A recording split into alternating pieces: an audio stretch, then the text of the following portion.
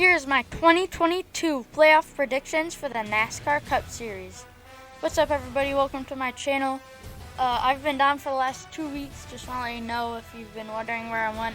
I'm happy to be back. I might make a video on that later. But we're just going to cut to the chase and we're going to get started with this video. So before we get started, I just want to say that there's 40 cars in the Cup Series and I have to narrow it down to 16 drivers, so it's a little hard. So your playoff predictions and my playoff predictions will probably look different. But anyways, let's get started. First up, we got the first 4 Gibbs cars. We got Denny Hamlin. He's locked in already. I mean, like, he may as well be a champion. I know everyone makes jokes about how he isn't, but he's been in the championship 4 times. So I think you just have to put him in, I think. Next up, we got Kyle Busch. He's a 2-time champion in a Gibbs car. You can't leave him out, especially if he's a champion. Yeah, I think Kyle Busch is definitely gonna get into the playoffs. Third, we got Martin Truex Jr. I think he is great. He's a champion. I think he's gonna get his win at a short track or a road course, and maybe even a super speedway. And now lastly, for the Gibbs cars, we got Christopher Bell. I was actually struggling to put him in, but last year he was kind of a rookie. He was a rookie to Gibbs, but he still won his second Gibbs race, so that was pretty good. Hopefully he can do it again, but not totally sure. But I think he's gonna get into the playoffs. Next up, we got the 4 Hendrick cars. We're gonna start out with Kyle Larson, the defending series champion. He's a champion, and we know he has talent in a Hendrick Motorsports car. So it's like, I'm pretty sure he's gonna get to the championship 4. Yeah, moving on, we're just gonna go Chase Elliott. If you don't put Chase Elliott in, I don't know why. He's in an HMS car. He's the 2020 champion. I mean, like, he's just super talented. There's no reason not to put him in. Then for the last 200 cars, I got William Byron. I think he's going to win maybe 2 races this year. He's won a race in both the last 2 years. And I just think he's going to do a really nice season this year. And I think he's going to be pretty great. Now rounding out the Hendrick cars, I got Alex Bowman. I actually was struggling to put Alex Bowman in just because without the 4 wins, he was pretty much in the back of the pack. Not really back of the pack, but like he was in like 10th to 15th place, while the rest of the cars were rest of the HMS cars were in 1st through 3rd. But also, 2 of his 4 wins were Mickey wins, or like non-deserving wins, I guess you could say. One was with dumping Denny Hamlin at Martinsville to get the win, and the other one was when Kyle Larson blew a tire at Pocono.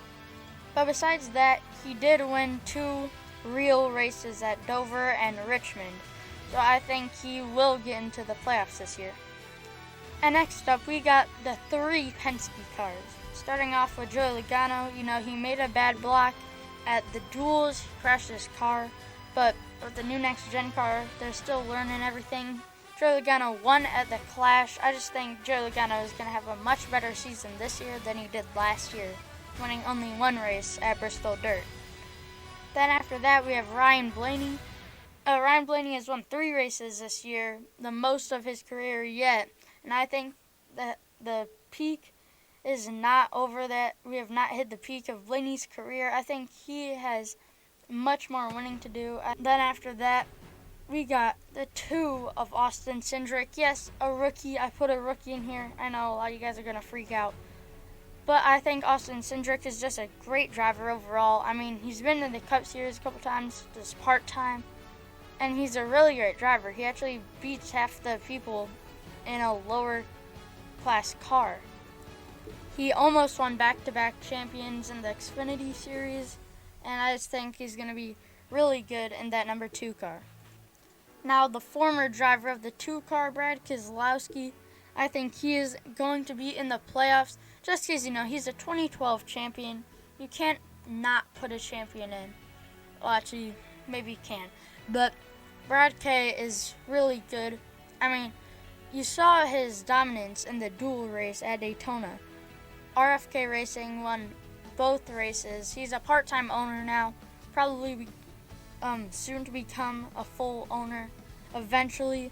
But I just think he's gonna maybe not have a season like normal. I think maybe he will win like maybe 1 or 2 races. But yeah, I think Brad K is gonna be in the playoffs this year. Now is where everything gets exciting. The last 4 drivers on this list. Well, let's start with the 4th to last. I got Tyler Reddick. I think he's going to have an amazing year. I know a lot of people have been saying that. I just think he is. I mean, at Las Vegas, he was keeping up for Denny Hamlin for a couple laps. And that's pretty good, considering that he is in a Richard Childress car and Denny is in a Joe Gibbs car. Both of them very talented, Denny and Tyler Reddick. But I just think that Tyler Reddick is a pretty good driver. I don't know if he's like a championship winning driver, but I think he maybe will win like a race not every now and then. I think Tyler Reddick's going to be in the playoffs. Then for the last 3, I got Kurt Busch for 2311 Racing. Like I said before, you can't not put a champion in, or you can't not put, wait a minute. Anyways, Kurt Busch is a 2004 champion, and I don't know, I just think he's going to be really good. I mean, at Chip Ganassi, he was alright. I mean, he's probably one of the best drivers there, probably one of the best ever. And I just think at 2311 Racing, he's going to be in better equipment. I think he's going to do really good. We saw him experimenting with a car at the duels at Daytona, and he was really good at the Clash until he got wrecked out. For the last 2, one of them you can't leave out. It's Kevin Harvick. I think Kevin Harvick is going to be in the playoffs this year. I don't know why. I mean, it's like he's a champion. Like I've been saying, you can't not put a champion in the playoffs, I think. But Kevin Harvick is just a great driver. I know he went winless and was getting a ton of hate in 2021. But, I mean, it's like everyone's just getting bored of hating Kyle Busch, so it makes sense. Overall, I think Kevin Harvick is going to have a better year than last year. I think Alla Stewart-Haas is going to have a better year than last year.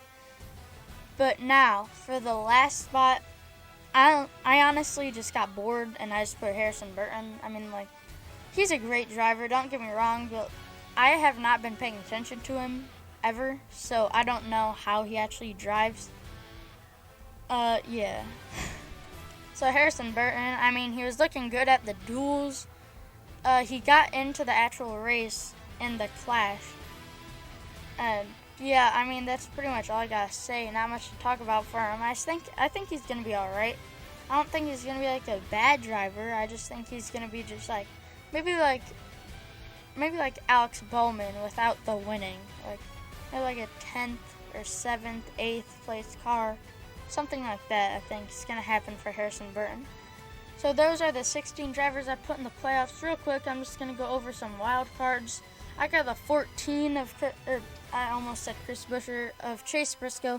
I think the only reason he could get in is if he won at the Indy Road Course, so don't dump Hamlin this time. Next, and for the second one, I got Ross Chastain in the 1. I don't know if he's downgrading or upgrading from Chip Ganassi, but we'll have to see. It'll take like 10 or 15 races to actually see if he is upgrading or downgrading. But I don't know if he's going to get in or not. Next up, we got Stewart-Haas car, the 41 of Cole Custer. I don't even know what he's doing. I mean, he won in 2020, didn't 2021, didn't even make the playoffs in 2021. So I don't know what he's going to do. Maybe the next gen car will help him or it'll hate him. Next up, I got Austin Dillon. If his teammate can make it in, I think so can he. Maybe. He didn't make it in 2021, and his teammate did. So I honestly don't know. They're pretty even, but I think Tyler Reddick is still going to be a little bit better than Austin Dillon. Next up, for our RFK Racing, I got Chris Buescher. Not a bad driver at all. I just think with so many talented drivers in the Cup Series, I really didn't have any room for him, if I'm being honest. He's a good driver. I'm not discrediting him. Very good. He won at Daytona for the duels. I think he maybe could win this year. I think he might just win more stages, maybe not the races though. And for the last wild card, I have Bubba Wallace. I'm sure I'm going to get hate for this, but I just think Bubba Wallace is not really going to get in the playoffs just because he won one race at Talladega. And, like, if I'm being honest, that was a Mickey win. I mean, it rained. I'm super happy for him. I'm super hyped that he won. But I'm just saying it's a Mickey win. So, anyways, that will do it for this video. I hope you guys enjoyed. The NASCAR season starts in about 2 hours with the Daytona 500. By the time I post this, I don't know when it will be. Hope you guys have a good day today watching the Daytona 500. And I will see you next time.